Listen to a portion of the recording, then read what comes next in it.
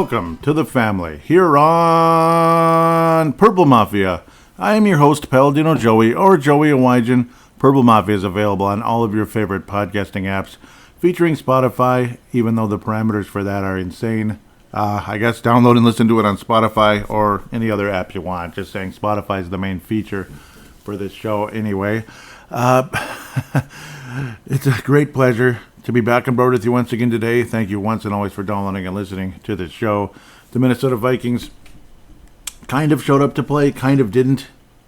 And the fact that they didn't come out guns a-blazing was not a good sign. And ultimately, despite some nice little valiant efforts here and there, some nice little spurts is pretty much what we saw. The Minnesota Vikings end up falling to the San Diego, Los Angeles Super Duper Chargers, 28-24 in US Bank Stadium, and drop to the putrid 0-3.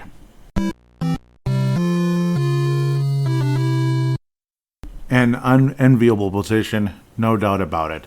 I'm almost at a loss of words. You can't hang on to the damn ball. You know, you have opportunities, you make big plays, and then you end up fumbling the ball.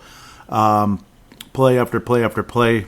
The Chargers get called for holding, illegal hands to the face, this and that. Pass interference, offensive pass interference, defensive pass interference, holding on offense, holding on defense. The Chargers had penalty after penalty after penalty, and including one of the dumbest coaching decisions you could ever imagine, going for it deep in your own zone, which is literally in the red zone area for the Chargers, trying to go for it on a 4th and 1. Now, they could have made it and everything, and they would have been like, oh, gutsy call, good job, wow, that was gutsy, woo, woo, woo, woo.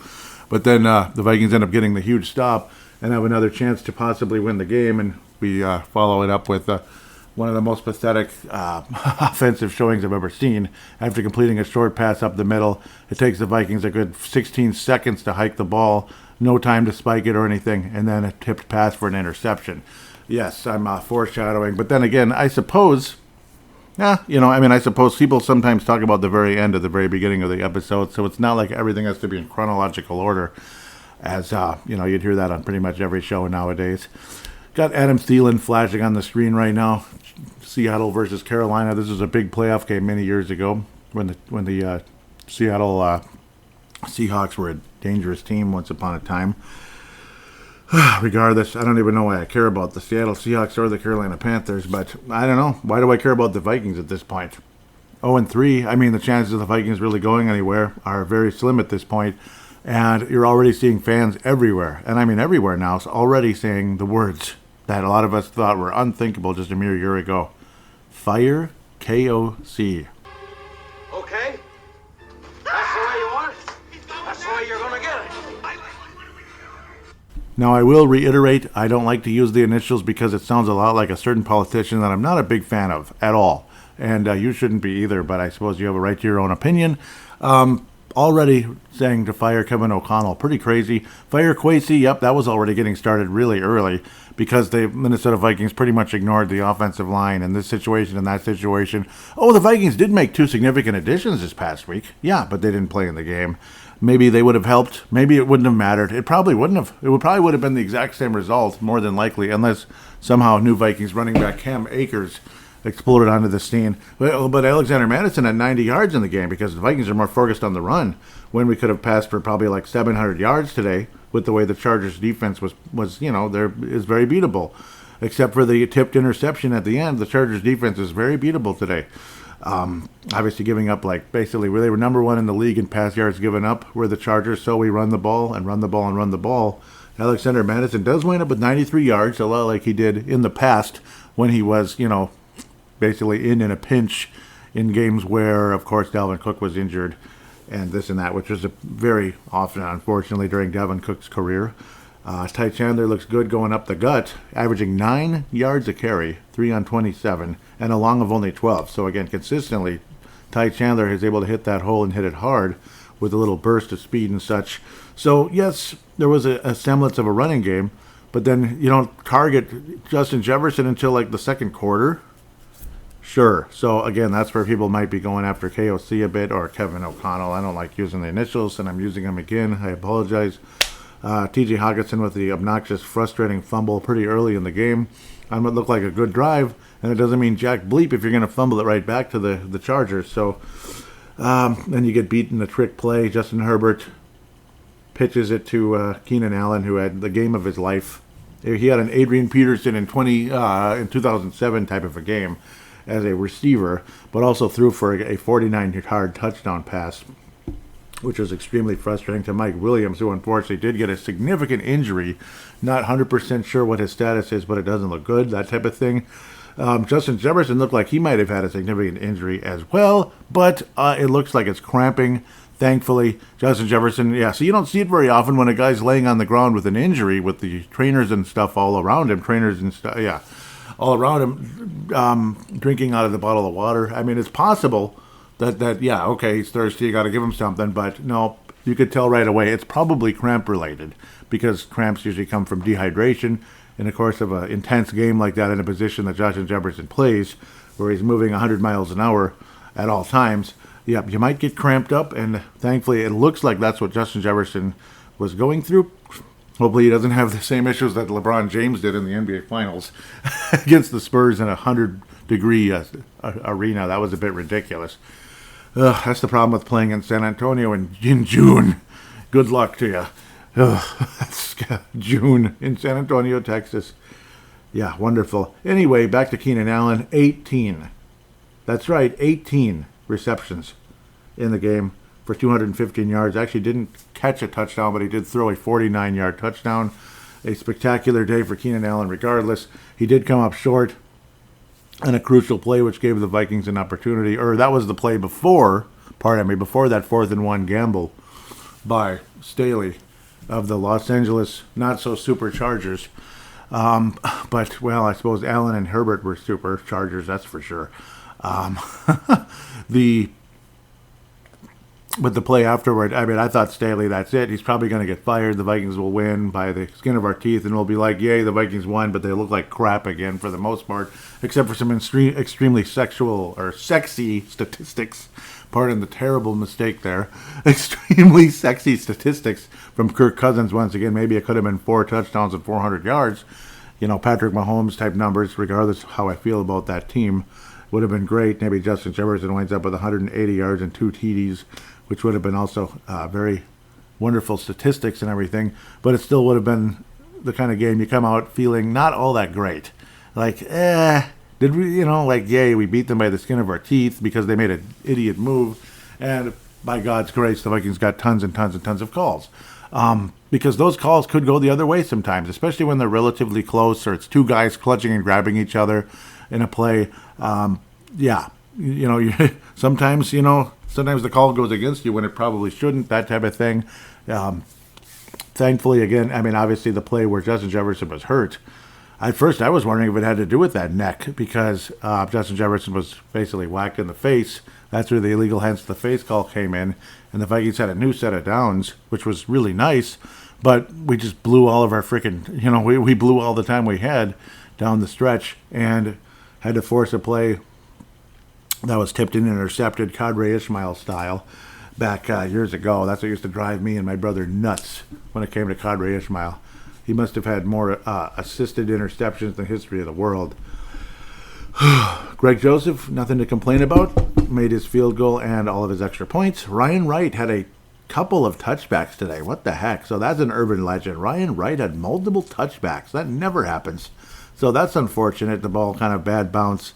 And it also could tell you the special teams play in front of him didn't help, because maybe somebody could have been there to kind of, stop the ball, that type of thing. Multiple touchbacks for Ryan Wright, 2 of them. Still averaged 48.3 a carry despite that, and he did have an in the 20. I know, I'm sure you all care so much about Ryan Wright's statistics and his touchbacks, but I don't know, it is kind of weird. I was stunned a little bit with how a lot of us look at Byron Murphy Jr. as like the young veteran, like the best cornerback on the Vikings roster, this and that, but he was thrown at so many times in the game. Caleb Evans as well was just abused out there. Byron Murphy Jr. fell on a play, wound up with, again, 10 total yards. 10 total yards. That was one of the plays he was called for interference, was Byron Murphy. Caleb Evans, 11 tackles. Again, that just tells you, again, the guy's catching the ball and the cornerbacks are making the tackle. Cam Bynum got beat on a play. I mean, it's just, I don't know, extremely frustrating. Absolutely. Or no, he didn't get beat on the play, but he should have had an interception. It was ultimately tipped again into the Chargers player. So in multiple cases, the ball was tipped to the Chargers player. Cameron Bynum could have had an interception. It was tipped to the Chargers receiver for a touchdown. I believe that was Joshua Palmer. Yep, that was Palmer. That was Palmer there with that one because that was a deeper play, 30 yards. Yep. The others were short plays to Donald Parham Jr. A couple of TDs on only 4 yards. So a fantasy phenom, urban legend right there. How you can get 2 touchdown receptions on 4 yards. Pretty amazing. It's 4 yards total in the game. That's funny. So that's a fantasy phenom, a fantasy fantasy urban legend right there. But the Vikings secondary got abused today. Nope, you don't want to blame Brian Flores. You really don't. I think it's the personnel, generally speaking, not as good as a lot of us would like. And also the fact that Justin Herbert played a whale of a game. He played a whale of a game. 47 attempts, 40 completions, 405 yards, and did not turn the ball over. Kirk Cousins had nice statistics, but again, a lot of the decision-making down the stretch, always kind of with the stupid checkdowns. And generally speaking, the team did not look overly prepared in this game.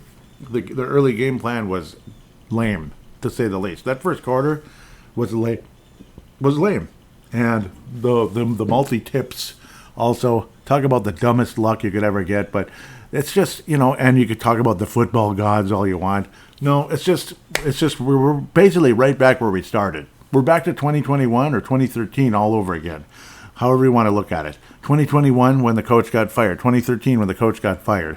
I don't think Kevin O'Connell is going to get fired. I think it's too early, regardless of how insanely frustrated a lot of us are. I guess you never know, though. If the Vikings just literally fall off the face of the earth and finish 2-15, maybe he will. And I'm sure some people would be like, good, go ahead, lose 15 games. We can get a number one quarterback for sure. Because counting on a 36-year-old Kirk Cousins and having him eat up the salary cap as much as he does is foolhardy.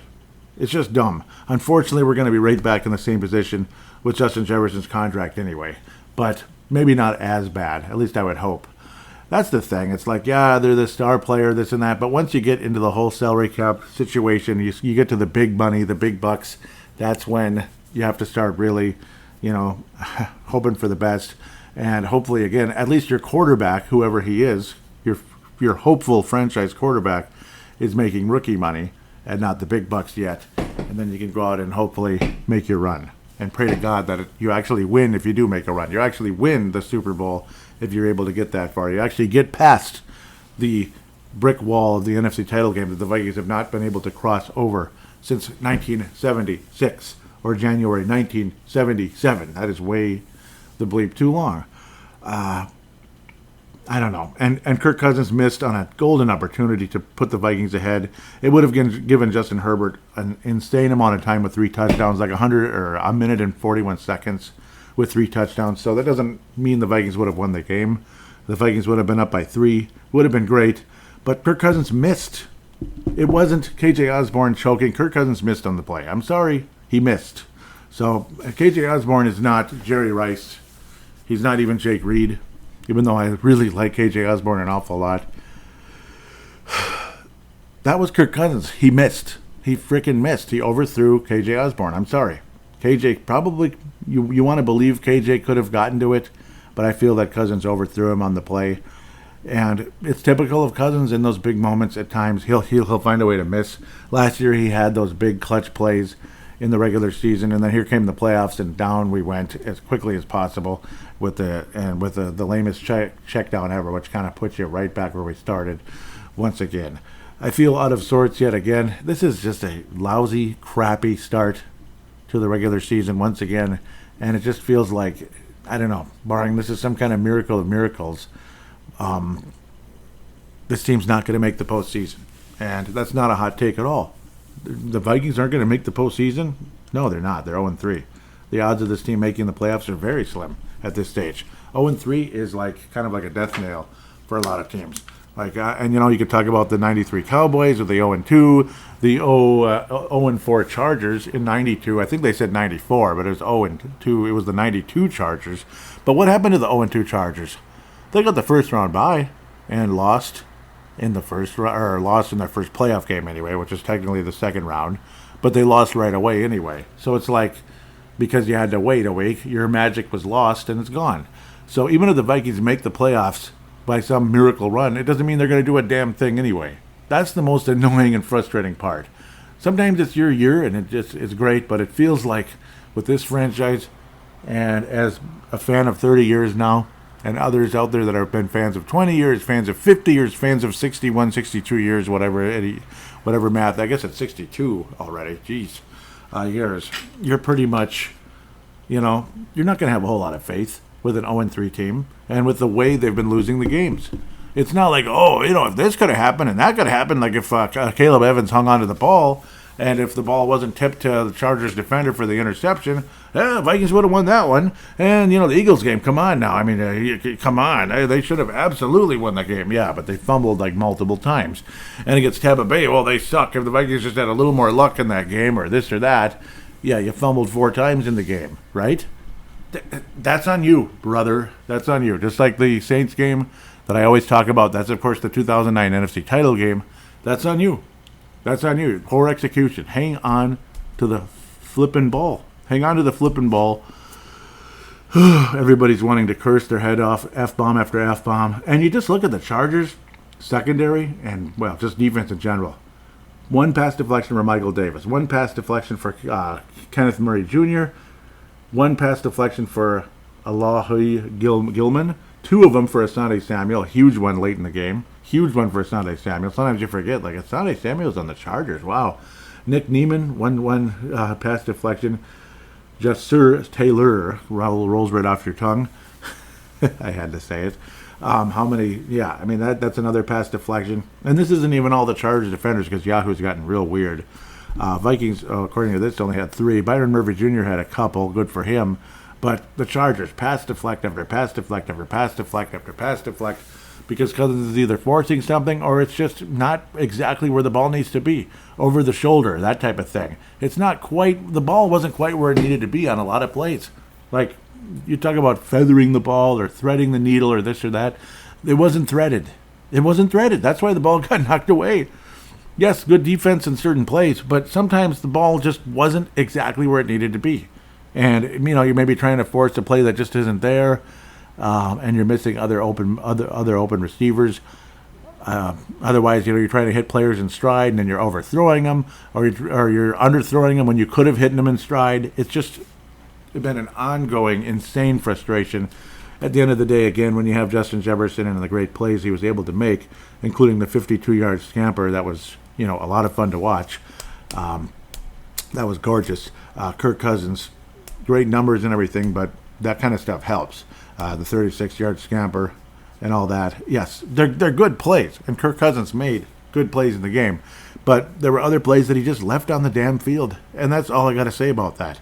He's not going to be the Christian Ponder Memorial, but I don't know, is he a Fred Tarkington Award kind of guy today? I'm not so sure about that, to be quite fair. This is just the kind of game you come out, again, people already talking about firing Kevin O'Connell, Kwesi Adofo-Mensah, who, I don't know, something's missing. Can Cam Akers make a difference? I would like to believe so. I would like to. Can the offensive lineman brought in make a difference? I would like to believe so. The Dalton Reisner, yep, that's who we wanted to get. The Dalton Reisner acquisition, the offensive line.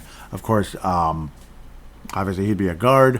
What's going to be the situation with him? Is he going to move to right guard? And either way, Ingram, I got to think, is going to be benched. I don't think you can really bench Ezra Cleveland. He's at least a decent starter. I was even thinking, well, you don't want to toy with him too much either. Ezra Cleveland's going into free agency, but he is on the Vikings, so be it. You got to kind of play where they put you at the end of the day. Though you might end up losing him, odds are the Vikings aren't going to re-sign Ezra Cleveland anyway. Reisner, though, he's been a left guard his entire career, as we're going to get into these acquisitions really quickly before I pass out the Ponder and, of course, the Fran Tarkington award. Reisner, I got to think he's coming in at left guard, maybe move Ezra Cleveland to right guard, which he did play as a rookie. So that's probably the better scenario. But if Reisner comes in to play right guard, so be it. He probably can do it. It's just that he's never done it at the NFL level, and Cleveland has. And he wasn't bad. Cleveland was fine. He was better than the other people we put there. So it's just that Cleveland was a left tackle in college and all of that. So at the end of the day, again, the Cam Akers edition. At first, it's like, Cam Akers, wow, that's kind of exciting, and this and that. And then you kind of sit down and analyze it, and you're like, well, he didn't really do all that much. What did he have? Like just under 800 yards, pretty much. What did he have? Yeah, like 800 yards over the course of his best season. Was it last year? And the year the Rams went and won the Super Bowl, Cam Akers had a Achilles tendon tear, but played in the Super Bowl. Was able to come all the way back and play in the Super Bowl, and the Rams end up winning the game. That's, of course, the Los Angeles Rams. Trying to pull up Cam Akers here. I apologize. I'm just kind of moving around. But we'll see. I mean, there's a chance for something there, obviously. And it's, he's still in his rookie contract, thankfully. He's very young, 2020 draft, second round, 20th pick in the second round by the Los Angeles Rams, born on June 22nd, 1999, 5'10", 217 pounds, coming in out of Florida State there. That's enough info for you. Rookie year in 2020, 625 yards, a couple TDs. He's not all that great at receiving either. He's not, it's okay, but I like Gaskin better. That's what I feel bad a little bit is Gaskin. What was he getting? Like 400 receiving yards pretty much the last couple of years each, where Cam Akers in 13 games, 123 yards, one touchdown as a rookie, basically nothing in 21 when the Rams went on and won the Super Bowl, and in 22, 117 yards and no touchdowns receiving. But he did get 786 yards rushing and 7 touchdowns, 2 fumbles lost, unfortunately, 5 over the course of his career overall, him being, again, Cam Akers. So that's a running back, obviously, and I'm not surprised that Alexander Madison would come out guns a-blazing a bit because I'm sure he's not overly thrilled about the Cam Akers addition. Amazing how cheap we were able to get Cam Akers because the Rams and Cam Akers pretty much had moved on in a lot of ways. Basically, it's a very late round swap in the 2026 NFL draft, which is kind of funny. The Vikings trade away a 6th round pick and the Vikings get a 7th round pick in return. So the Rams even give us a 7th round pick, which is kind of funny. It's like, who cares? Yeah, but we only give up a 6th rounder, and it's like you still get a pick back. It's just the darndest thing. So if Cam Akers ends up being some kind of a nice addition to this team, it'll make Kwesi look a lot better. Obviously, the TJ Hawkinson addition last year made the Vikings a significantly better football team. It added another tentacle to the Vikings offense last year. That simply wasn't there before, especially with Irv Smith, who can't stay freaking healthy for his human life on this team. And was mediocre anyway, for the most part. Adam Thielen dropping off the face of the earth and this and that, kind of like like older players do sometimes, unfortunately. Like an old hockey player sometimes when they reach to a magic age and they can't skate like they used to. And it's like, oh no, what's going on? It's really sad, but honestly, the sad truth. Cam Akers and, of course, Dalton Reisner, the guy that we've been talking about forever, coming to Minnesota. Not sure why Dalton Reisner was never picked up. And Cam Akers, again, gosh, you give up a 6th and get a 7th back? Jeez, that's just funny. I mean, they even give up a 7th pick back. But I know it's not really giving up a whole lot in terms of the Rams, in terms of the 7th round pick. It's just weird and ironic that it wasn't just Cam for a 6th. It's just kind of funny. He will wear number 31 for the Minnesota Vikings, a lot like, what was that guy's name? I think Mueldy Moore wore 31, didn't he? And I know somebody way back in the day. Why am I blanking on the guy's name now? He was the substitute teacher many years ago. Dang it, in the mid-90s. He was a substitute teacher that the Vikings acquired. I've had his name before. Geez, I'll get it up in a second here if I can bring it back. Yep, I was right. Scotty Graham. It's like Scotty Graham, number 31. I was correct about the number. Yep, Scotty Graham was on the Vikings. He was a substitute teacher. He would kind of like given up, like, okay, I guess I'll be doing this instead. Vikings call him up, and he was okay for a couple years. So I gotta hope that Cam Akers will have better career numbers than Scotty Graham. But it was a nice little addition in the mid '90s. So kind of was what it was because Robert Smith couldn't stay healthy for his life. That was extremely frustrating. And of course, Terry Allen had moved on to the Washington Redskins, if I remember correctly. So a decent couple of years after that did Terry Allen. Yes, nothing spectacular, but good for a minute there. I miss Terry Allen.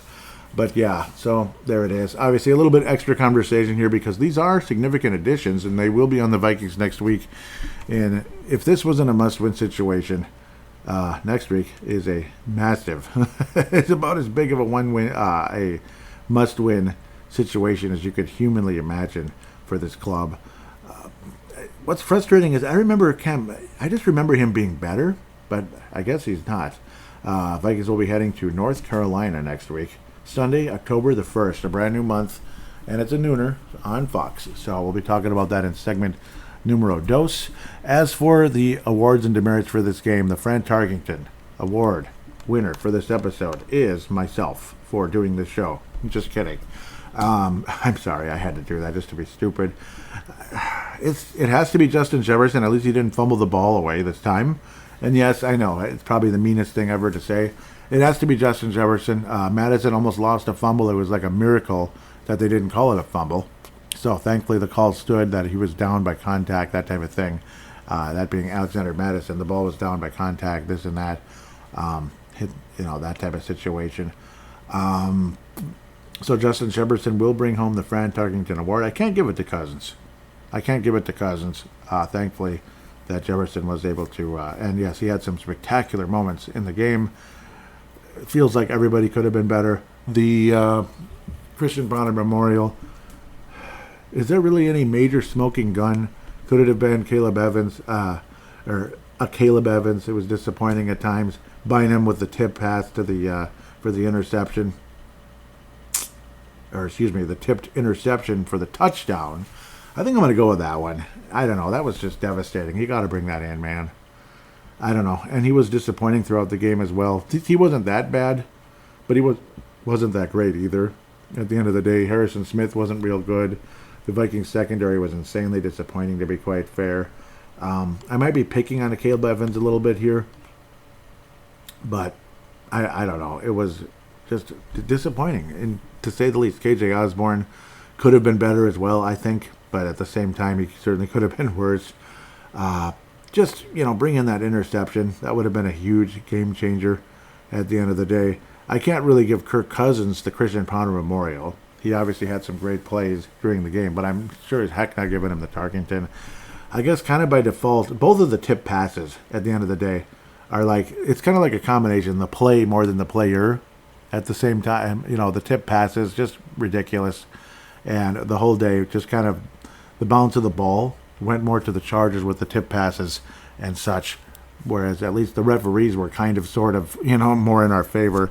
Not that they were rooting for us to win, it's just that that's kind of how it went. The calls went in the Vikings' favor, thankfully, at the end of the day. Ivan Pace Jr., I thought, looked awfully good, pressuring Justin Herbert. Had some nice moments, to say the least. Really liked what he was able to do. And Danielle Hunter did get a sack, but was pretty much invisible the rest of the way, which was insanely annoying. Offensive line in front of Kirk Cousins, still not good. But I can't pick on Ingram as much this week, even though it's not like he was good, but at least he didn't trip Kirk Cousins and anything crazy and stupid like that. So with all of that said, I think I've talked enough, and we're going to have a lot more conversation going on in segment number 2, where we will ultimately preview the upcoming game against the Carolina Panthers.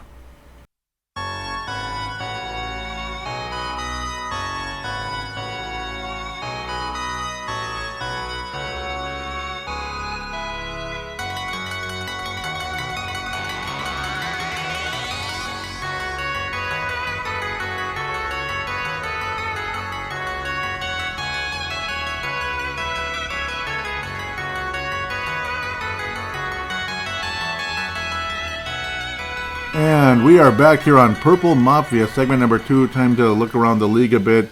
I am officially boycotting one of the games. I'll get to that when we'll cross that bridge when we get there. You can probably guess why. You can probably guess who and guess why. I'm just saying. Thursday night football, if that's what it was. No, I don't think this was Thursday. No, it wasn't. I don't know what the heck. Where's the Thursday night game? Yeah, that wasn't Thursday. Baltimore and Indianapolis. Indianapolis Colts win in overtime 22-19. It's the Colt Bowl. It's literally the Colt Bowl. There's like a Brown Bowl when the Ravens, the Ravens are tied to both the Browns and the Colts in a lot of ways because they're in Baltimore. And they're the Browns that moved to Baltimore and the Colts left Baltimore for Indianapolis. Yeah, well, you get the idea. This is the Colt Bowl. Colt 45.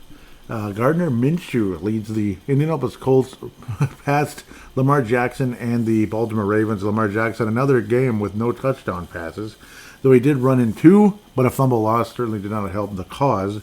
Michael Pittman Jr.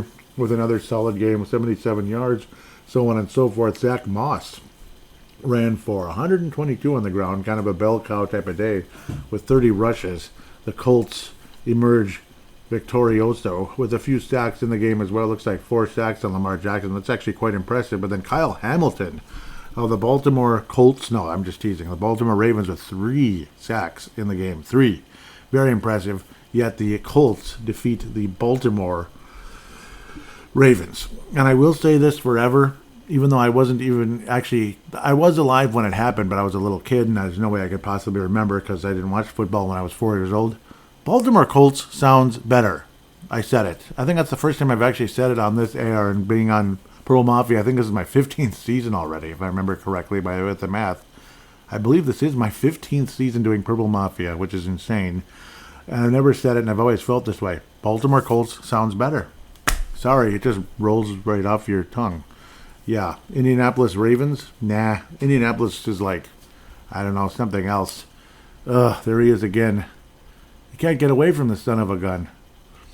It's a certain tight end on a certain team that plays in the the middle part of the country. We can't get rid of him. My goodness. Flashing on the screen right now, Las Vegas and Pittsburgh. So 2 black uniforms, you could say. One's black and silver, one's black and yellow. As every Pittsburgh team is black and yellow, including their college. Hopefully the Raiders get the job done just because, I don't know, it's the Las Vegas Raiders or the Pittsburgh Steelers. I mean, I'd rather pick the Raiders. Both of them were insanely tough teams in the 1970s. There's no doubt about that. And both of them beat the Vikings in the Super Bowl. Next topic. Sorry. Yes, there's the Thursday night game. New York and San Francisco. That's what it was. I just had to look at it to remember. Yeah, the Giants are back to being midgets. They're not real good. Sorry if that's offensive. I don't mean to be. The San Francisco Giants. No, that's baseball. They used to be the New York baseball Giants as well. But the San Francisco 49ers, who I still am standing strong on winning the NFC this year, they're looking more and more like an NFC type of a team. And the Giants look like a club that are probably, I think the Giants and the Vikings are looking a lot like 2 teams that had a really nice year last year. But, it was fun while it lasted. Take a seat and watch these other teams, whoever they are, make the playoffs instead of you, because I think that's what's happening. It looks like the Vikings and the Giants are both going to be on the outside looking in when it comes to postseason football. San Francisco 49ers, they're wearing the uniforms they wore when they won the Super Bowl back in 94. Those are definitely super duper retro. They were retro at the time. Those silver and black kind of pants, which are weird. They kind of look like the Raiders in the lower half of their unis. Anyhow, Christian McCaffrey, Mr. Everything when it comes to offense anyway, along with Debu Samuel. Debu Samuel had a massive game with 129 yards receiving, including a touchdown, a 40-yard ditty along the way, which was gorgeous stuff. Christian McCaffrey with 85 yards on the ground. Elijah Mitchell adding a couple yards as well. Not too bad. Brock Purdy with 310 yards against a mediocre to hapless New York Giants team who got their butts handed to them by a very good San Francisco defense. And the overrated Daniel Jones is what he is. San Francisco will rue the day New York will rue the day they signed Daniel Jones to that big contract. Everybody knew that was dumb, and the Giants probably knew it too, but they did it anyway. It's the old, you know you're wrong, but you did it anyway type of thing. Cleveland Browns, Vince Germano, major shout out to you. Really sorry to hear about Nick Chubb and the terrible injury. Of course, it sounds like it's more of an MCL, though, and it's definitely not career-threatening. So isn't that the darndest thing? You go from, like, my God, he might never play again, and now it's not even an ACL. It's an MCL? Huh. But, okay, MCLs, sometimes you can come back in 6 weeks or so. So we'll see. Maybe it's going to be longer. This and that. They shut the Tennessee Titans down to absolutely nothing. 27-3. Impressive win for the Cleveland Browns, and they might be one of the teams that replaces somebody else on the AFC side. If they were in the NFC, they'd be replacing us right now, let me tell you. Or the Giants, at the very least. Maybe the Vikings are better. Vikings should have beaten the Giants comfortably last year in that playoff game, but they didn't. Deshaun Watson, we often forget, he's the starting quarterback of the Cleveland Browns, and this year was more of a legitimate fresh start rather than having to wait through a suspension, and he hadn't played in 2 frickin' years, which is, like, weird and crazy. And plus, he also missed a ton of time in his rookie year after an ACL. So, I mean, Deshaun Watson has missed about 3 years of football throughout his career already with suspensions and injuries. It's freaking crazy. Suspensions, injuries, and just, like, we don't want you here because you're in the middle of some litigation stuff. So it's like a suspension without a suspension. It's like just go away, dude. We can't do that type of situation. Derrick Henry is looking like there's not a whole lot of tread on the tire. It's sad to see these running backs go from something pretty dang special to like hardly anything in just a couple years. It's freaking weird. Kareem Hunt, speaking of a whole lot of nothing, 5 rushes for 13 yards, but at least he got to play. Mr. Akers, we could use your help, Akers. We're aching here, Akers. Okay, I'm just teasing. Amari Cooper, the former Raider, with 116 yards and a touchdown for the Cleveland Browns, who look like they might be one of those fun teams this year. They just might, and good for them. Good for them, yeah. But I keep I keep thinking I'm going to be seeing Baker Mayfield up there at quarterback, but no, it's Deshaun Watson. So you just might have something going there in Cleveland there, Vince Vinrock Germano, coming in out of Melbourne, Australia. I hope you're listening. But regardless, I do appreciate the support. If you happen to not be listening, but do appreciate the support at the very least, how you retweet the show and everything. So if he's not listening, I should say, but I think he does listen. And Brown's looking good. 3.5 sacks for this Myles Garrett guy. Sheesh. Who the heck is that, right? No, he is, obviously one of the best defenders in the NFL. And Dalvin Tomlinson, the former Viking, right there with no sacks or anything and only a regular tackle. But that's okay. I mean, the run defense looks pretty good in Cleveland. The pass rush looks pretty good. The offense looks good. The running game is what it is, but they got Kareem Hunt back. Pierre Strong Jr. only ran for 27 yards to lead the Browns. Deshaun Watson with 16, blah, blah, blah. But they pounded a Tennessee team that looks like crud once again.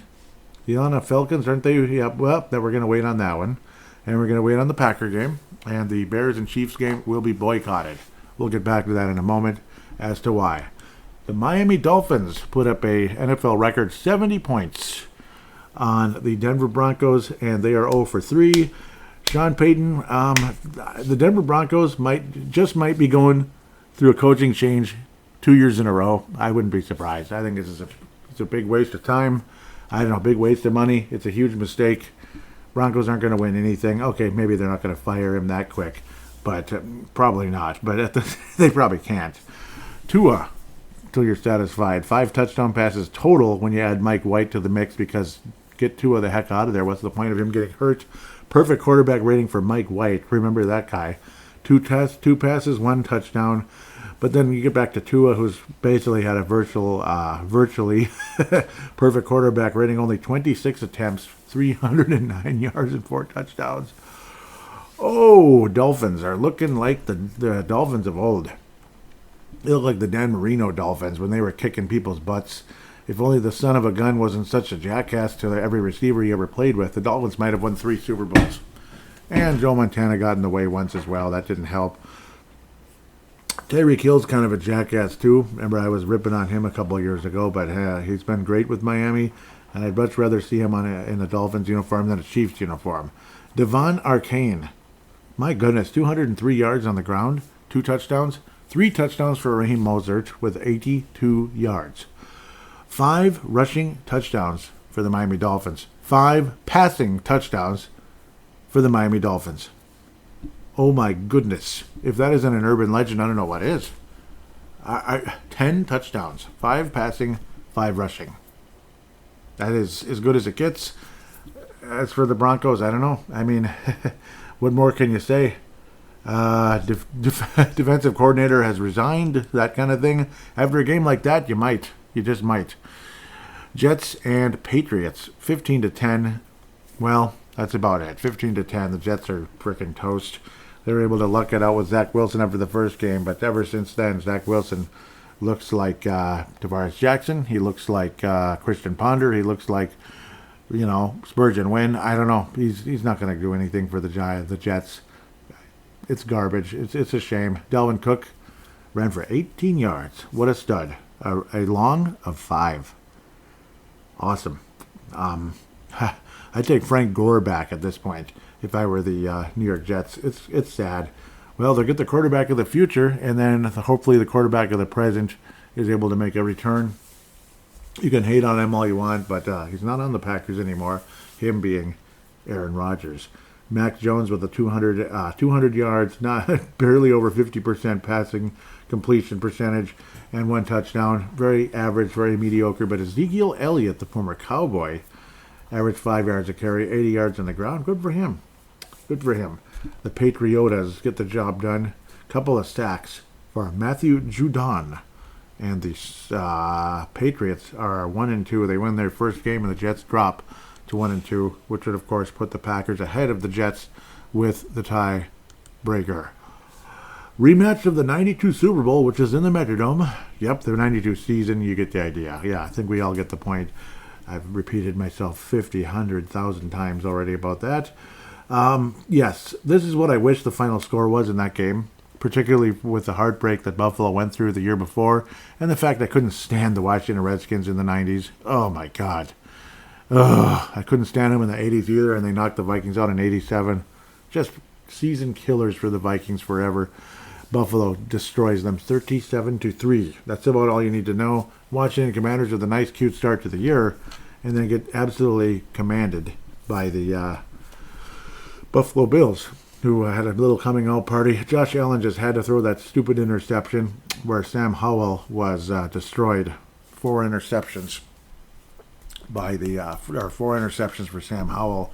Brian Robinson, still another solid game on the ground. 70 yards, not bad. But generally speaking, an awful day for the Washington Commanders. Latavius Murray had 1 catch for 6 yards and 15 yards on the ground, but James Cook, 98 for the Buffalo Bills. Stephon Diggs, an elite performance, 8 catches, 118 yards along the way. But the Buffalo Bills defense, talk about sacks. I mean, my goodness, Daquan Jones, 1.5, Leonard Floyd, 2, Ed Oliver, 1.5, AJ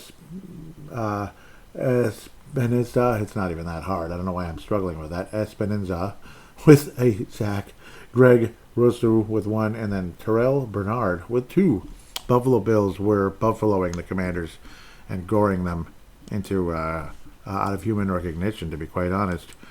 Did the Tennessee Titans do something today? Yeah, they did. They beat the Jaguars. Wow, 37-17. They beat the crap out of them.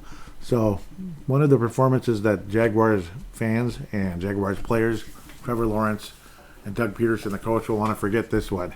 Awful home game. They get beat by 20. They get run out of their own stadium, 37-17, by the Houston Texans, who aren't messing around, apparently. C.J. Stroud looking like one of those rookies that's showing up to play right away. He's saying, you didn't take me number 1, you sons of biscuits. Well, I'm going to still kick some butt, Chicago. Oh, they moved up. C.J. Stroud, Carolina's who moved up. You didn't take me in the first round, Carolina? Well, I'll just kick some butt here in Houston. Houston's had some pretty good luck with quarterbacks, though, other than David Carr at the very beginning. They've had some decent luck. 2 touchdowns, quarterback rating 118, and this is legitimate. Obviously, they had good luck with Deshaun Watson, but then the guy got hurt, and then he got in big trouble. And then he became a Cleveland Brown. Yeah, Devin Singletary, okay, well, not a whole lot to brag about there. But Tank Dell with 145 yards and only 5 catches, a 68-yard play along the way. Great game. Etienne Jr., another great game for the Jaguars, who actually ran the ball 19 times despite the fact they were trailing.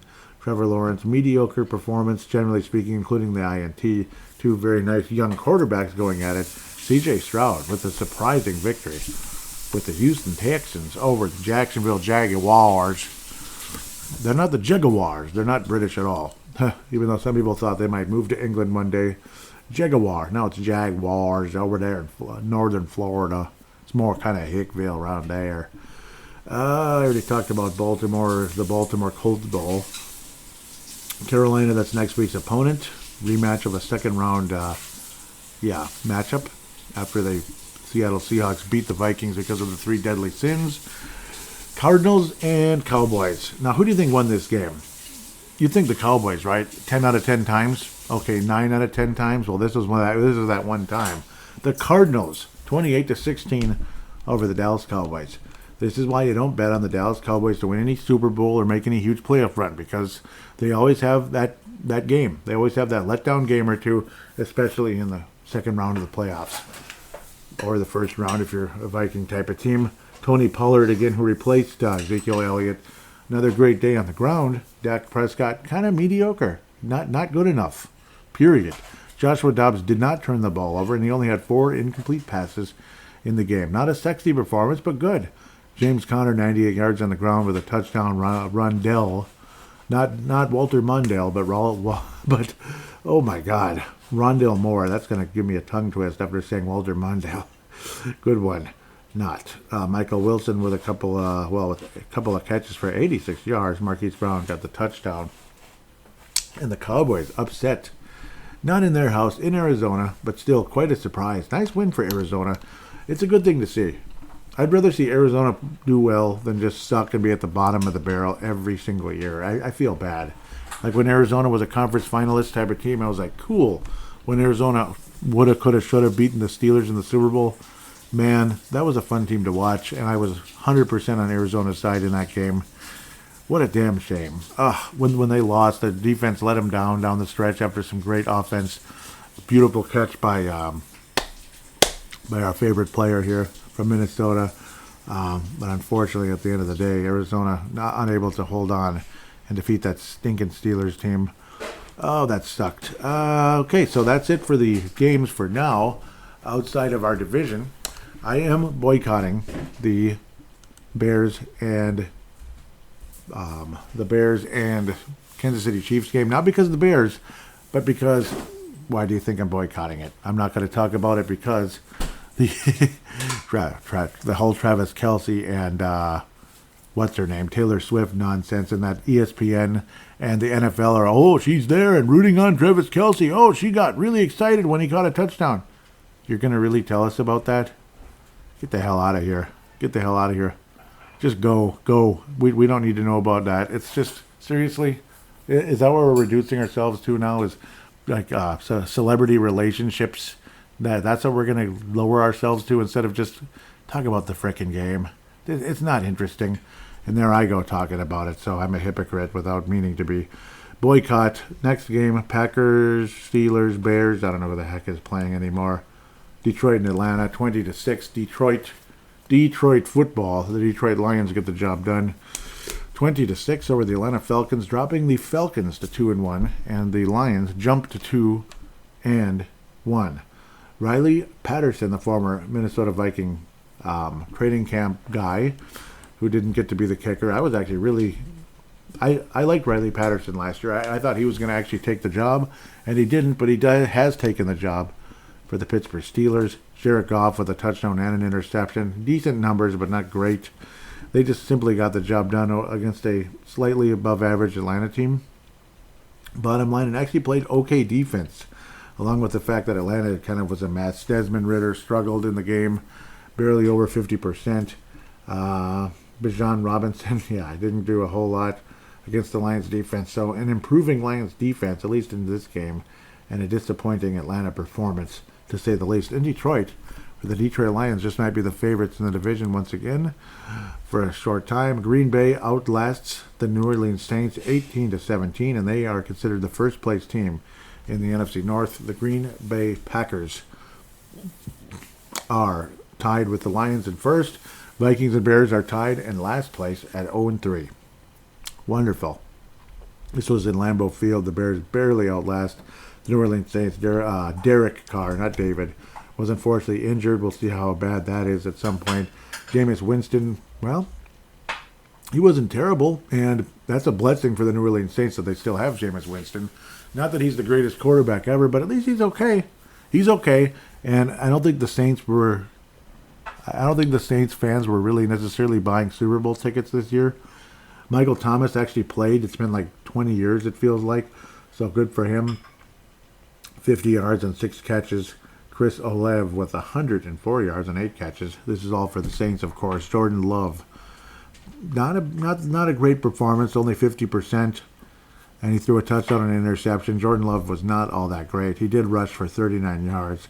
Romeo Doubs, Doobie, I guess, with 73 yards and a touchdown from your guy Jordan Love. But 3 sacks for guys like Rashawn Gary definitely made a huge difference down the stretch for the Green Bay Packers to outlast the Saints in a pretty ugly game. Special teams certainly helped the Saints along the way as well. So that's kind of how that goes. He returned a punt for 40. What am I talking about? The punt was 40 yards. And Rashid Shaheed. There's the guy, it's a name that rolls right off your tongue better than anybody else. Rashid Shaheed. Kind of succeed, proceed, supersede, like the Charlie Brown cartoon years ago when they're saying I before E except after C. A boy named Charlie Brown. New Orleans led this game 17-0, and they lost 18-17. Viking fans out there that would like the Vikings to tank and get a nice draft pick, which I might be included in that group. I'm not going to officially endorse that just yet, but nudge, nudge, hint, hint. I kind of wouldn't mind getting a very, very high draft pick so we can move on from the smiling Kirk. The smiling or the grimacing Kirk is more like it. That's more what he does. The grimace, uptight Kirk Cousins. The Packers come back with 18 consecutive points in ugly fashion, but get the job done regardless against a New Orleans team that simply stopped playing in the second half. Yes, schmucks. So the final game we're going to talk about is the Carolina Panthers, Seattle Sea Chickens, 37-27 victory. The Seattle Seahawks over the Carolina Hurricanes. I keep calling them the Hurricanes because I think they're going to win the Stanley Cup next year. We'll see. 37-27. The Seahawks beat the Carolina Panthers. The Panthers are also 0-3. So this one will be in North Carolina, unfortunately for the Vikings. So something's got to give again. 2 winless teams. Is it going to be us again? Are we going to be 0-4? Whew. Maybe. I hope not, but maybe. It's a nooner on Fox. Carolina Panthers we come to their town. Adam Thielen's one of the captains. He's like the captain receiver, kind of like he was here. Of course, our guy, Justin Jefferson, has taken over. Andy Dalton just might be the quarterback. It sounds like he will be for the Carolina Panthers. How many times has Andy Dalton beaten the Vikings on how many different teams? At least with the Bengals, at least with the Cowboys. I'm pretty sure he beat us with the Saints as well. I think he did once. But I know he beat us with the Cowboys and the Bengals several times. The Bengals especially. He did beat us with the Cowboys once. The Bengals more than once, of course. Adam Thielen with 145 yards and a touchdown. Definitely the highlight of his the last 2 years or so. Great game for Adam Thielen. DK Metcalf with 112 yards for the Seahawks. Kenneth Walker also on the ground. Not a bad day for Kenneth Walker. My goodness, 97 yards and a couple of TTs. Geno Smith did pass for 300. So again, I do expect another aerial attack versus this Carolina team regardless. But and I do expect Adam Thielen to really be obviously locked in. Hopefully, for his sake, he wants to have another triple-digit receiving type of game. And with the way the Viking secondary played today, I don't know. He might as well have gotten that 145 yards against us. Because the Viking secondary was atrocious today. It's nothing short of atrocious. Brian Flores knows what he's doing. It's a damn shame that things went as negatively as they did. the personnel just doesn't seem to add up at the end of the day. Quandre Diggs had some decent moments for Seattle. I'm getting him mixed up with the Cowboys Diggs, who also had a serious injury recently, and that can't help. There's a Michael Jackson on the defensive side of the Seattle Seahawks. So another Michael Jackson, just like the receiver with the Browns and the Ravens when they first moved to Baltimore in the mid-'90s. But Carolina, I mean, I don't know. It's a team that's obviously they're starting over.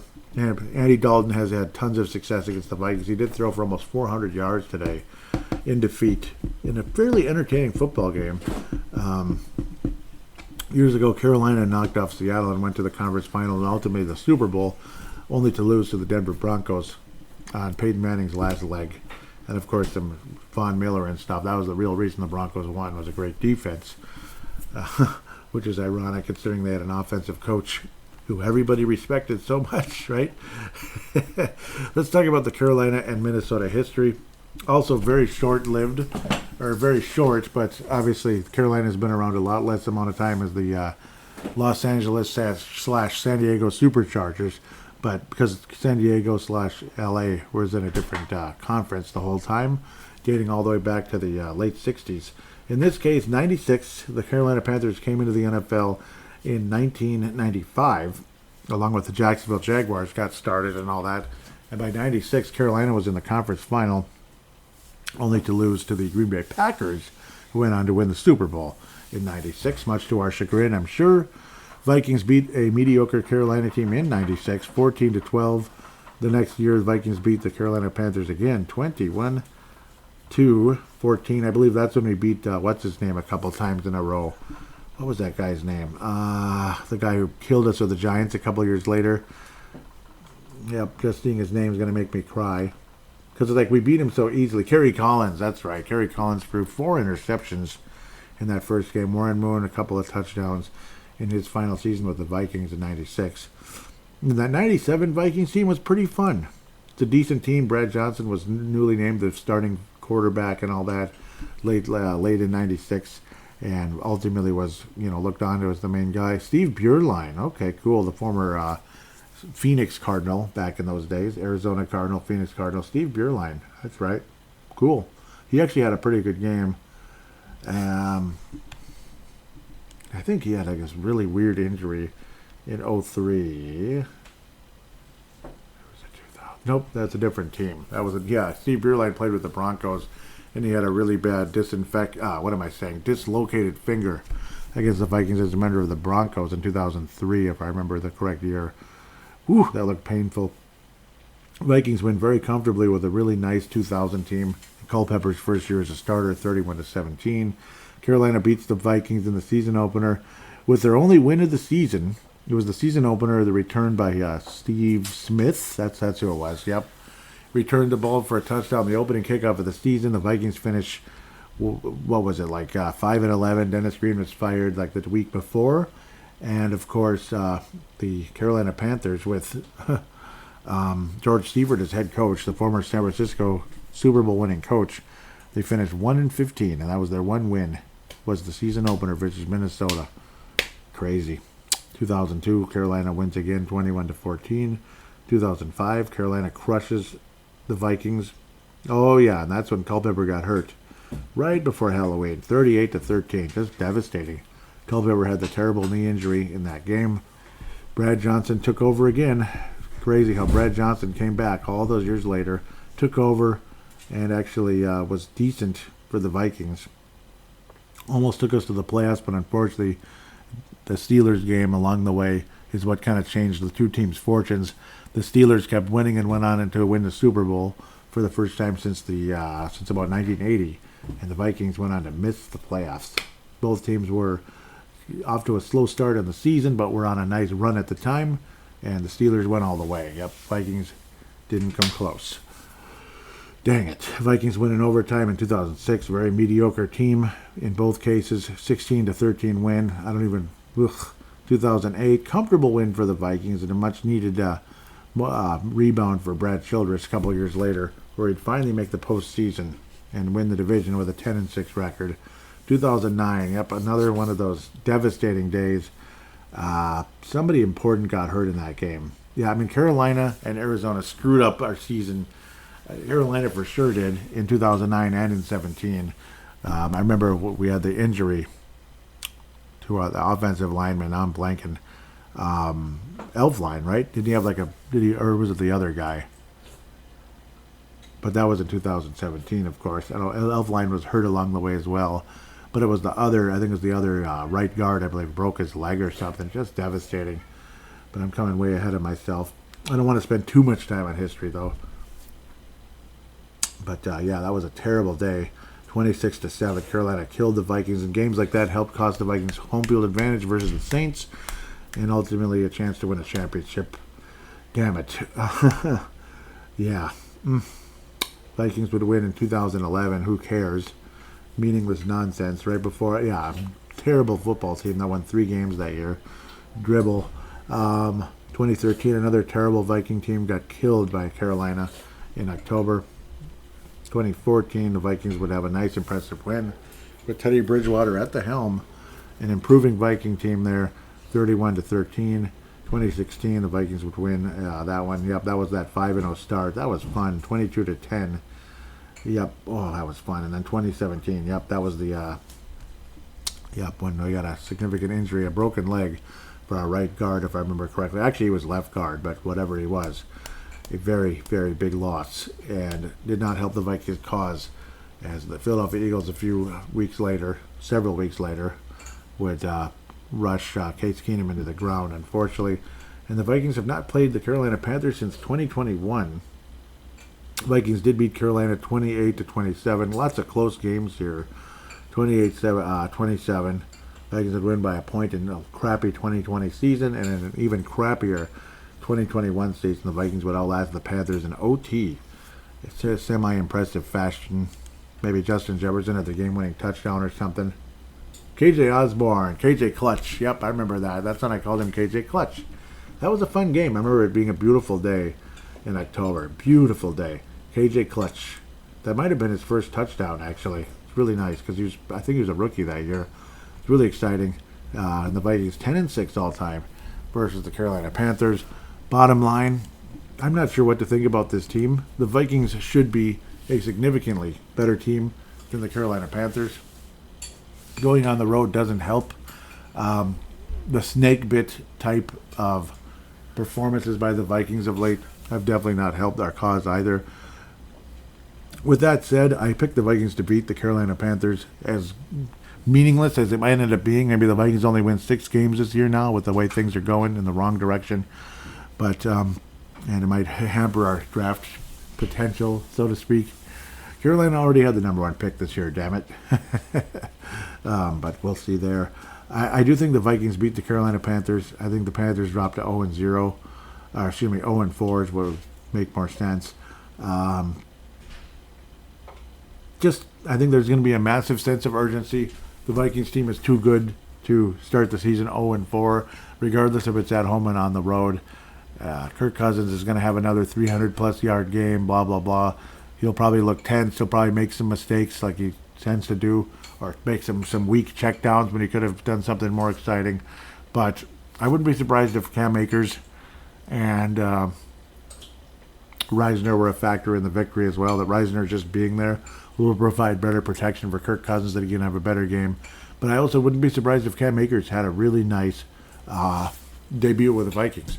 And I think he will, to be quite honest. I think Cam Akers surprises us and gets to 100. He's going to reach the century mark for the Minnesota Vikings in the running game. Even though they might end up going with Madison, I'll be completely wrong, and Akers only gets like 4 rushes in the game. And then we end up losing, too. That's the other thing that could happen, because we're not running the ball at all, because we're playing from behind. But I expect Adam Thielen to have another good performance. Unfortunately, I think he might be knocking on the door of 100 yards. I'm going to say Akers gets 100, Thielen gets 90, Justin Jefferson 150 plus with multiple touchdowns, and the Vikings do win the football game by a final score of along the likes of, it might even be a reverse of this week's, like 37-27, but let's be more realistic, 31-27. The Vikings edge a stupid, crappy Carolina team, but we get the job done. We score enough points, Jimmy Garoppolo is limping again. Oh, come on, man. Jimmy Garoppolo is limping off the field. Welcome to the land of Jimmy Garoppolo. Oh, I'm sure that didn't feel good or anything. That did not. Yeah, he got sandwiched. There's like nowhere for. Yeah, it's one of those. Looks like an ankle injury or something. Yeah, almost certainly. Sorry, Jimmy. I am. I'm not being sarcastic. It just still sucks, though. Anyhow, the Vikings will beat the Panthers by 4 points. Yay. But we will be done being winless, and the Vikings will defeat the Panthers by 4. Yay. With that said, we'll come back and return for fan interaction.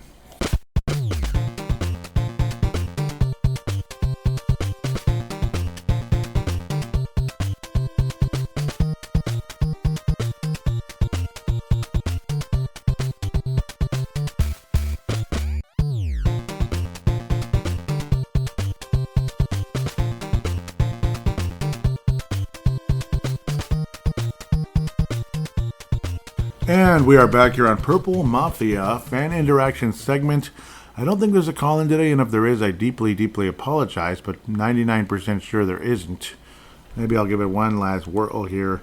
One minor announcement that I think is really exciting. Well, for me anyway. I'm sorry. It's selfish, right? My fantasy baseball team, so I got some good news today, is going to the finals. So very exciting about that. Wish me luck this upcoming week. It's been a long, fun, magical season for my fantasy baseball team. Pretty much first place all year. But then, there were some scares, this and that, and it's like, some meh performances the last couple of weeks. I was thinking, oh boy, here we go. So it'd be pretty cool to get the job done. It does look like I will be playing the number 2 team, so it's going to be an appropriate final battle. It's not going to be some underdog, cutesy little team that's, hopefully I can waltz all over. But then again, one year I was the underdog, cutesy little team, and I won the whole thing many years ago in football. So those days are long gone, though. Fantasy football I just stepped away from because I couldn't take it anymore. The frustration of it all. So there's the Instagram page, of course, but we'll get to that next. Facebook is still on the fritz.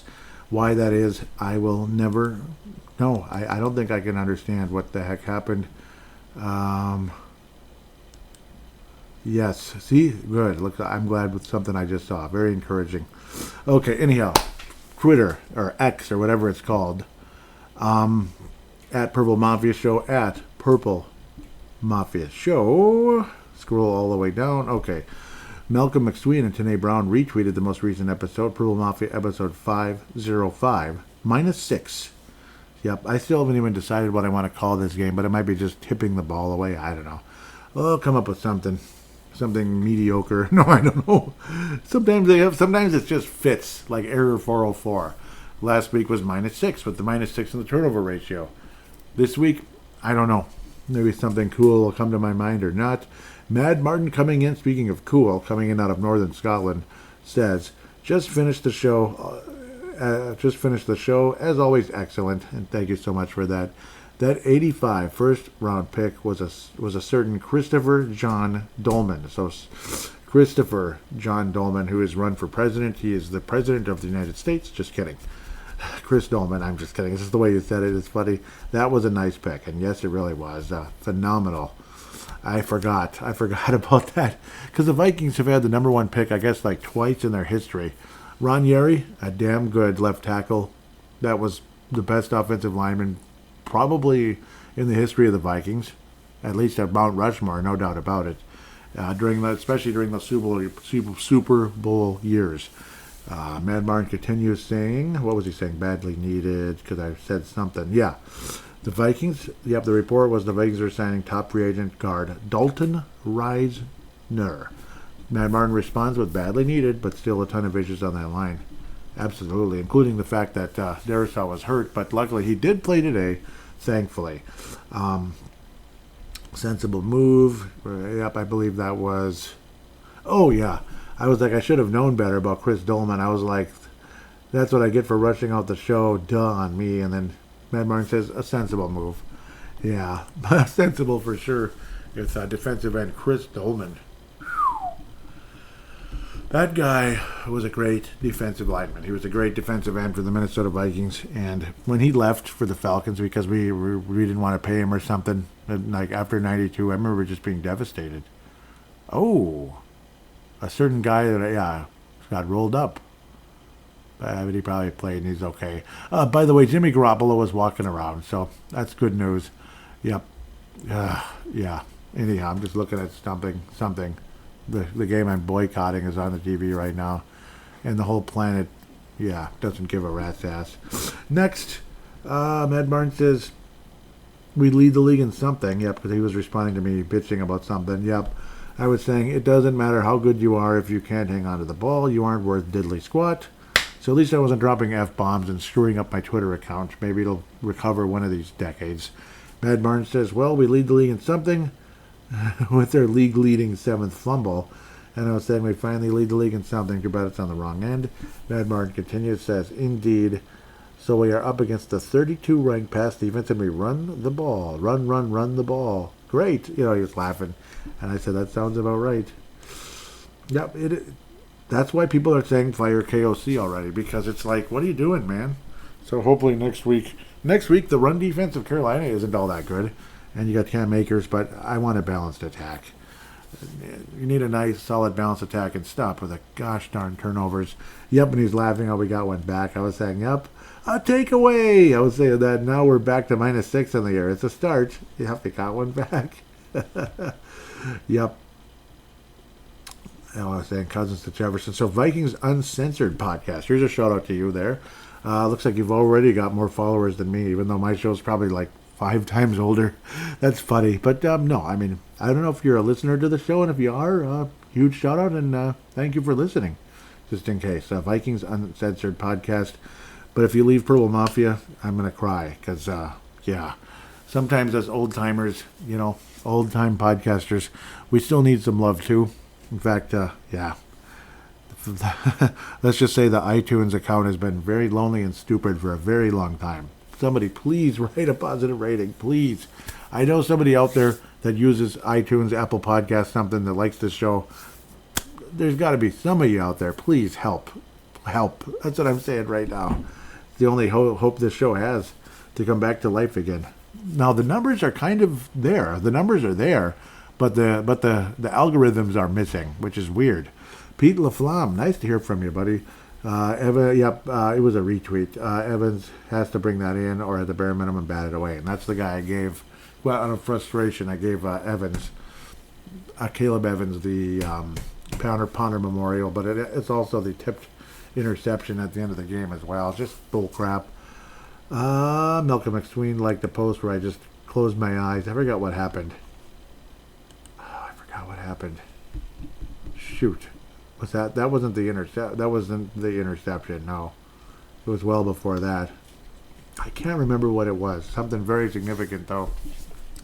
One of the depressing downtreads of the game. Dave Hickey, and I failed to mention you last week. I'm going to scroll down a bit because I know he commented a couple times and I didn't read them because I didn't see them for some reason. Come on, where are they? Doggone it. See, it's weird. I think he replied to something. And then they, for some reason, got they didn't show up. What the heck? I want to find it just out of respect for Dave Hickey, up out of Iowa. Doggone it, where is it? Now I don't see. Here we go. I think, nope, that's not it. I don't know where they went. They're not showing. That is freaking weird. Is it right there? No. I saw them. I know I saw them, so my apologies. Oh, yeah, but I'm not going to be ignoring. Yep, I had no intention to ignore your responses. Maybe I go to mentions. Well, Dave Hickey anyway says, Skol from the Vikings game, and it's yep, welcome. Nice to hear from you, and I was saying I can't imagine the frustration. Yeah, but I hope you enjoyed the game regardless. It must have been nice to actually be there just for the sake of being there. And yeah, I'm sorry. I'm sorry you had to see that frustrating game at the end of the day. That probably drove you nuts. I hope all is going okay for you, Dave Hickey. I can't find the post you made last week, and I'm really sorry. The comments. Mad Martin says, I do admire the team's commitment to the one-score games. Yep. And Tony Brown was responding with, feels like there's just nothing going right, as if we're cursed right now. Hard to know where to go from here. And yep, Dave, I appreciate that you do post on here, because now the frickin' Facebook is gone. So this way I can still hear from Dave Hickey. And yeah, I mean, I really value you, Dave. I want you to know that.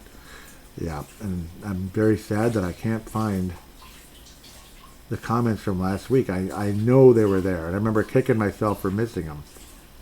What the heck? Don't you just hate that kind of thing? That is so weird. I saw them. I feel like such a dork. Oh well. Well, hopefully I see them more often. Mad Martin says, time to tank. We need to get out of this bleeping loop. Do whatever. Trade Cousins if it's remotely possible. We need to build around a rookie quarterback. Time to take a gamble. Can't stomach this. I agree. I agree. I agree. I agree. It's that simple. It would be funny if secretly this was kind of sort of what Kwesi was hoping for. You never know. You never know if there's some kind of a secret little nudge thing. But, like the lack of getting, offensive linemen and stuff. But now we signed Reisner and Cam Akers. So, traded for Cam Akers. So, who knows? It's real weird.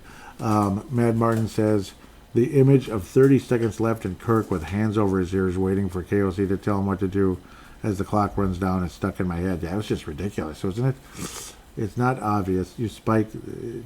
Is it not obvious you spiked the bleeping ball? What's the guy paid for? He's not good enough, and he's never been good enough. Yep, I agree.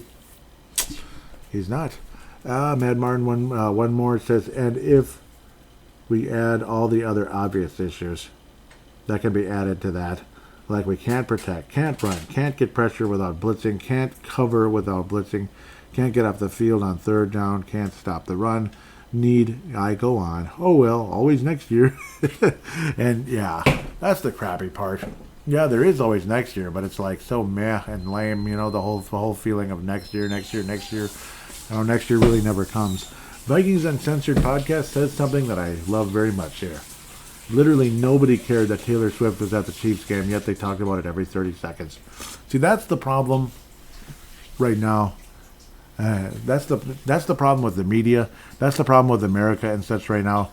We deify these stupid celebrities so much that it's like, it's nauseating. Like, Taylor Swift is not making anybody's day better. Travis Kelce's not making anybody's day better either. And sure as bleep, knowing about any relationship they're having is not interesting at all. Like, we don't care. Seriously, stop making it a big deal, media. So yes, thank you, Vikings Uncensored podcast, for saying that. I agree with you 1,000,000%. And how could I not? It was extremely frustrating to see. So now we go to the Instagram as we look to wrap up the show here in the next who knows how many minutes. There might be a bunch of replies, I'm not sure. Purple Mafia Show, that's on Instagram. That's where you go. See, post-game thread. Yep, there was nothing from last week. Okay, yeah, you can just scroll. Yep, so I'm going to the mobile device for Instagram. It doesn't work so great. It just, yeah. I just want, hold on one second.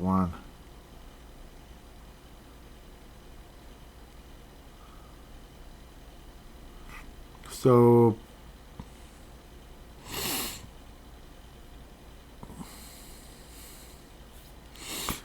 yeah, so now we're getting to Facebook here. Sorry for the silence.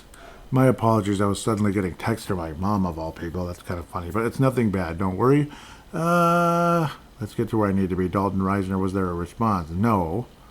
And then the Cam Akers acquisition. I think there was something. Yeah, Strike Force. That would be, of course, Mark from Iowa, Mark Carlson. Why are we doing this? Because we need a running back or some guards asking for a friend? A little bit of both, I guess. Well, we did sign Dalton Reisner, so we did get a guard that I mentioned. We need some guards. Sorry. You know who I miss right now? Gerald String. Dang it. I know he's on Twitter, so maybe that's the way you can get in touch in terms of, just if you prefer to just kind of have it in text like this, like Facebook and Instagram and all that. So Twitter, I know Gerald's on there. Otherwise, call in if you can, again, because obviously the Purple Mafia Facebook page has been shadow banned for some reason. Not that the Twitter account hasn't. Now to the in-game thread dealy. Yep, there's stuff in the post-game. So, okay, they'll be both. I'm sure it's not going to... 12 comments? Of course, some of them are for me bitching and stuff. I'll go all the way down. I was saying, Evans has to bring it in, da-da-da-da-da. And I was saying, I'm already bored with this coach. Yep, here's the other celebrity nonsense that I'm sick of. I'm already with this Coach Prime nonsense. Just watch. 3 years from now, the shine will be completely gone, and he will be soon to follow. Meaning he's not going to last that long. He's a shelf life guy. And, yep, Mark Carlson responds with, dude, clock management. Yep. Epic stop. Yeah, it was when the Vikings had that huge stop in the fourth quarter, but unfortunately that didn't work out at all, which is really frustrating. Okay, let's get this. Yeah, I guess the chronological order is top to bottom, which would have made more sense anyway. Mike Gill says, it's refreshing to see Madison running with conviction and purpose early on. KJ, welcome back to the field. That was the fold part of me, and I was saying easily the play of the game so far, for the Vikings anyway. Mark Carlson says, my heart just sank with the turnover. What? Yep, that was so frustrating, yes. Anybody confident going into this one? Yep, that was so the chronological order is kind of all over the place when it's in the same hour for some reason. That was that stupid fumble early on with TJ Hawkins in there. Mike Dill was asking, was there any confidence? And I was like, maybe. Mark Carlson says, I'm not so confident. And that was before the fumble. However, I am watching with family, and some of them are confident. Me, I have to be convinced. Mike Dill says, nice.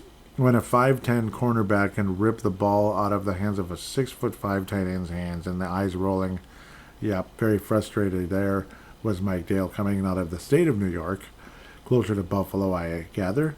Post-game thread. Where did they go? What's going on? Okay, so Tanae Brown leads things off. Coming in out of New Zealand, he says, Hawkinson was a killer for us today. Too careless with the ball, too.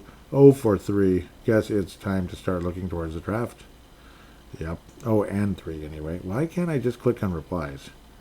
All right, so Mark Carlson responds with, Tanae might be right about the draft. No one in my family understands why so many fumbles and turnovers. Agreed. Last thing, when we win a game, I will still be doubting this year. Yeah, like next week, it's like borderline meaningless at this point. Then there's this funny stat. Kirk Cousins is on pace for these crazy numbers. 6,018 yards, 51 touchdowns, 9 interceptions, and an 0-17 record. Wouldn't that be crazy? Like all those incredible offensive numbers and finish 0-17, which tells you something. A little bit that stats aren't everything. It's a big box score. So, Gold Star Awards, I got to give that out for last week, too, because I rudely left the show without passing out Gold Star Awards. It's almost impossible. Gold Star's got to go to both Matt Martin and Mike Dale. Amazing. Tanae and Mark Carlson are bringing in the silver, and I can't remember who else was there last week. Maybe I'll go real fast here. Yep, I think that's about it. So those are the main guys. Those are the main guys for last week, though. You guys need massive recognition. You deserve it, especially having to wait an extra week. 2 golds until 2 silvers there. This week, the Gold Star is going to go to Mark Carlson. Gold-plated silver to Mike Dale, and of course, today a silver-plated bronze. Just amazing. You guys, Matt Martin, too. What am I talking about? Matt Martin, gosh dang it. Where do you go with it? Matt Martin's like a gold-plated bronze, gold-plated silver, gold star of the week. Man, I don't know what to do. I mean, I gave it to... Oh, this is tough. It's so tough. Like, you guys all deserve, like, a gold star, to be quite honest. So it's obviously nothing personal either way. Matt Martin's going to get a silver star at the very least. Amazing week always, you guys. Thank you so much for your comments. And tonight, awesome comment as well. That's why you at least get like a silver-plated bronze at the very least. I I can't thank you guys enough for listening to the show and wishing you the best in the upcoming week. Looks like it's one of those years, unfortunately. Back to the frustrations again. And people already calling for Kevin O'Connell's head, Kwesi's head. That's been going on since pretty much the first week with Kwesi. But now Kevin O'Connell, already. It's already happening. And it's not just one or two crazy people that have been drinking too much. It's starting to pick up, unfortunately. It's a shame. We'll have to wait and see. And I'm not somebody who's like, oh, you guys are nuts, because you're not nuts. Interestingly, though, nobody's called for KOC's head or Kevin O'Connell. I'd rather say that name head on this show yet. But the Score North one, it was like fire, fire, fire, fire, fire. So we'll have to wait and see how that goes. That was the fans, of course, not necessarily the Mackie Judd and Declan Goff, but they weren't exactly like saying you're nuts. I disagree. They weren't. They were just saying, oh, wow, more like that. But otherwise, wishing all of you a nice week. I'm not sure what to say. Do I want the Vikings to win? Only for the sake of, yay, they won. Other than that, if it means a better draft pick, hell with it at this point, at the end of the day, because I don't know. I want a championship, and that's it. I don't give a dang about making the playoffs and losing in the first round. That doesn't make me feel great. 3-13 is just depressing and everything, but there's always that magical hope that here's the guy, this and that. So hopefully that guy shows up at some point. With that said, have yourself a good week, and we'll talk to you after the Carolina game.